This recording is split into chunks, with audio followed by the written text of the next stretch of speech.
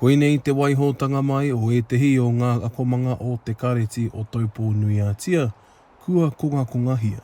Tēnei o ngā kura, he kura e pupuri ake e ngā tauira Māori, ngā mokopuna Māori o te rohe nei. Anō hoki ngā memories me ki, ngā memories ki roto i te whare, i tahuna, i te ahi.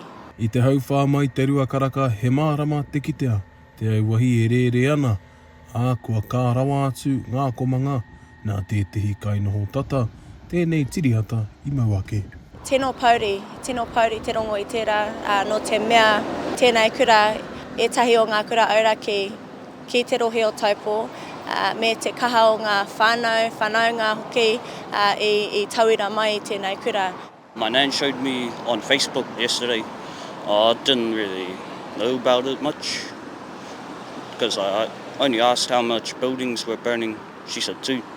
I te kaumātoru tau te pakeke a Paora Wickliffe, hi kakakatoa ia ki te tīmata te kura i te rānei, engari auare ake.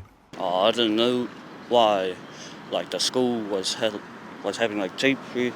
I was kind of bummed because it's my first day and I was supposed to meet one of the teachers and their officers. The community will be pretty upset about this kura going up in smoke, right? And it's sad, and it's just people will be asking why the destruction, and it'll be hard to understand, won't it? Te kaumātoru ngā komanga ko pāngia e te ahi. Hei tā te pirihimana Barry Shepherd, ka kōrero ahau ki te kaikaunihera wādi Māori a wahine merch, i kuraina ia, i kone. I tōna wā, ko aua akomanga, he pāngarau, he tikanga a iwi hoki. Fortunately, it hasn't damaged too much of the rest of the school. As you can see, the marae out here by the street is not affected, and the admin block and the newest building here on the school grounds, as well as the other one on the other side by the playground, they're all good. Kei te mohi o mātou i te pūrākau o mahuika, me tana mati, and so just more talking to more education around the dangers of that, and also just want to reiterate that we are so lucky that this happened outside of school hours. I actually wanted to see what I'll be doing for school. Tokorua ngā rangatahi kua mauherea e ngā pirihimana mō te whakapai, nā rāua te ahi i whakakā.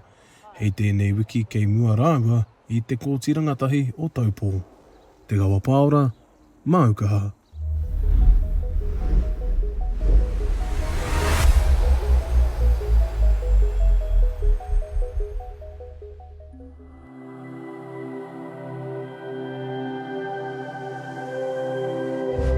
Ko te reo, te take.